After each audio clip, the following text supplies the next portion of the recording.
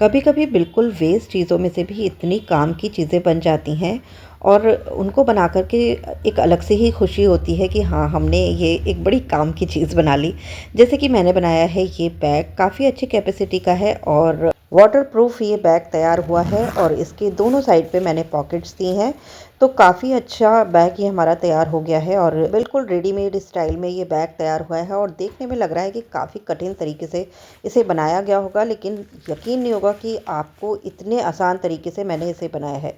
May be you will be surprise to know कि ये मैंने बनाया है पुरानी जैकेट में से और इसके लिए मैंने 1 रुपया भी खर्च नहीं किया है। तो चलिए देर ना करते हुए शुरू करते हैं आज की वीडियो। तो देखिए, ये है वो जैकेट जो कि काफ़ी ख़राब हो गई थी, काफ़ी बेकार हालत में थी कि मैं इसे किसी को डोनेट भी नहीं कर सकती थी, क्योंकि ये बहुत सारी जगह से इसमें इस तरह से कट्स लग गए थे। तो इसी का यूज़ करके मैंने इस बैग को बनाया है। तो देख सकते हैं आप, जैकेट है ना, वो बहुत सारी जगह से डैमेज हो चुकी है। तो इस तरह का कपड़ा मुझे डोनेट करने में बिल्कुल अच्छा नहीं लगता कि कोई उसको इस्तेमाल करने से पहले सोचे 10 बार कि हम इसका क्या करें, करें ना करें। तो उससे अच्छा है अगर थोड़ा सा क्रिएटिव माइंड यूज़ करके हम इसमें से कोई चीज़ अपने लिए बना लें। तो देखिए, जितना फ्रेश पीस मेरा इसमें से निकल रहा था वो मैं यहाँ से निकाल लूँगी। तो जब भी आप भी कुछ इस तरह का बनाएं तो कोशिश करिए कि हम इसमें कम से कम एफर्ट करें, मतलब कि जितना पार्ट इसका एज इट इज़ यूज़ हो सकता है, पॉकेट्स वगैरह उनको वैसे ही यूज़ करें। कोई भी लाइनिंग, कोई अस्तर लगाने की हमें इसमें ज़रूरत ना पड़े। तो देखिए, जितना भी फ्रेश पार्ट फ्रंट साइड से निकल रहा था वो मैंने ड्रॉ कर लिया है। तो देखिए, कट करने से पहले जो इसका पॉकेट वाला हिस्सा था ना, वो हम इसका अंदर कर लेंगे, जिससे कि पॉकेट हमारी कट ना जाए, क्योंकि इस पॉकेट को भी हमें यूज़ करना है। तो जो भी फ्रेश एरिया सामने से निकल रहा था वो मैंने इसमें से कट कर लिया। जो इसका होल्डर है चेन का, वो अंदर कर लिया है। कहीं अगर निकल गया तो फिर उसको लगाने में काफ़ी दिक्कत आती है। तो देखिए, इस तरह से मैंने एक पीस तो यहाँ से निकाल लिया फ्रंट पीस से। और ज़्यादातर ये पीस बिल्कुल फ्रेश ही रहता है किसी भी जैकेट का, तो आप बड़ा सा पीस भी निकाल सकते हैं। मेरे पास जितना पीस मेरा इसमें से निकला वो मैंने निकाल लिया। और जो बैक पोर्शन था उसमें से सेम चौड़ाई का, लेकिन लेंथ मैंने जितनी मैक्सिमम इसमें से निकल सकती थी उतनी लेंथ इसमें से निकाल ली है। तो देखिए, इस तरह से मैंने 2 पीस कट किए हैं और मेजरमेंट भी आपको बिल्कुल अच्छे से समझ में आ जाएगा जब आप इस वीडियो को पूरा देखेंगे कि किस तरह से हमें इसको अरेंज करना है, क्योंकि बहुत ही इजी तरीके से मैंने इसको बनाया है। तो ये 2 पीस हमारे हो गए। अब हमें लगानी थी पॉकेट्स।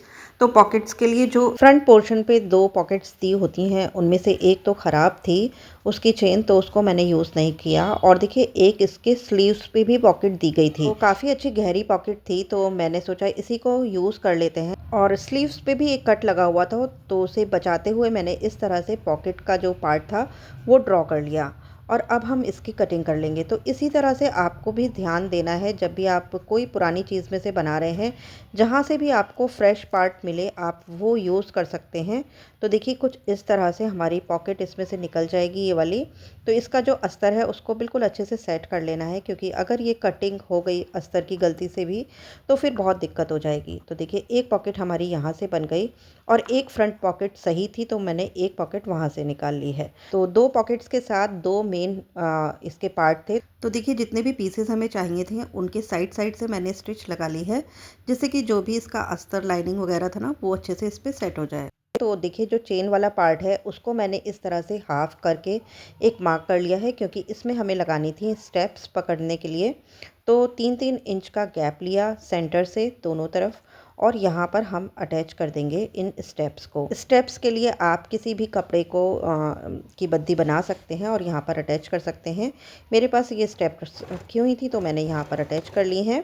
और देखिए, दोनों तरफ स्टेप अटैच करने के बाद जो ये बड़ा वाला फैब्रिक था जिसकी चौड़ाई सेम थी, उसे हम इस तरह से दोनों तरफ ऐड कर देंगे। ये हमारा जो बैक पार्ट से हमने निकाला था वो वाला पीस है।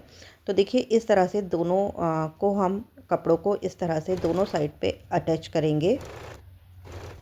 ये देखिए, इस तरह से एक साइड अटैच करने के बाद सेम तरीके से हम दूसरे साइड भी अटैच कर लेंगे। तो इस तरह से हमारा बैक का जो मेन पार्ट है बीच वाला वो रेडी हो गया है। अब हमें इसमें पॉकेट्स अटैच करनी है। तो देखिए, मैं आपको सीधा करके थोड़ा सा दिखा देती हूँ, जैसे कि आपको समझ आ सके कि किस तरह से हमारा ये बैग तैयार हो रहा है। तो बीच में हमारा चेन वाला पार्ट है और इसमें अब हमें पॉकेट्स अटैच करनी है। तो पॉकेट जो हमने कट की थी, बिल्कुल इनको एज़ इट इज़ सेंटर से अटैच करेंगे। पॉकेट का मैंने सेंटर ले लिया है और देखिए इस तरह से हम अटैच कर देंगे। तो साइज़ की अगर बात की जाए तो पॉकेट्स का साइज़ बिल्कुल इतना होना चाहिए कि इसका जो 4 पार्ट्स करके इसमें पूरा सेट हो जाए। यानी कि जो पॉकेट के लिए हमने पीस तैयार किया है ना, उसकी चारों साइड मिल कर के इतनी होनी चाहिए कि बीच वाले में अच्छे से एडजस्ट हो जाएँ बिल्कुल सही से। तो मेन पार्ट हमारा था 32 इंचेस का और 8 बाई 8 इंचेस की मैंने ये पॉकेट्स ली थी। तो ये इसके भी चारों साइड मिल कर के हो गए 32 इंचेस। तो बस अब हम इसको इस तरह से यहाँ पर अटैच कर देंगे। तो पिन अप कर लेंगे तो थोड़ा आसानी हो जाएगी और अगर आप चाहें तो डायरेक्ट मशीन भी चला सकते हैं।